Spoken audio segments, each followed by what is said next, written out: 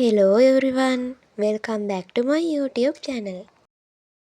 ඔයාලා හැමදෙනාම මගේ YouTube channel එකට ගොඩාක් ආදරයෙන් පිළිගන්නවා.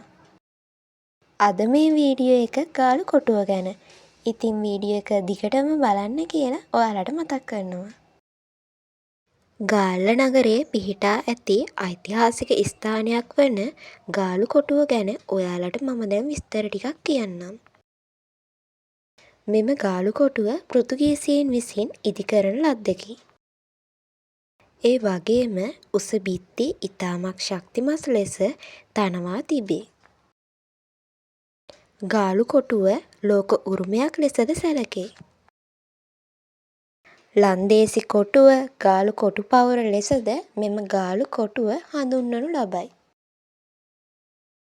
ගාලු කොටුව නැරඹීමට දෙස් විදෙස් සංචාරකයන් බොහෝ දෙනෙක් පැමිණේ.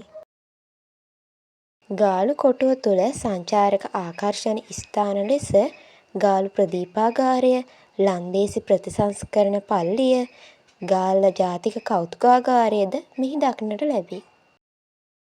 ගාලු කොටුව නැරඹීමට ඇතුල් වීමේ ගාස්තුවක් අය නොකරයි. මෙයට ඇතුල් වීමට දොරටු දෙකක්ද තිබේ.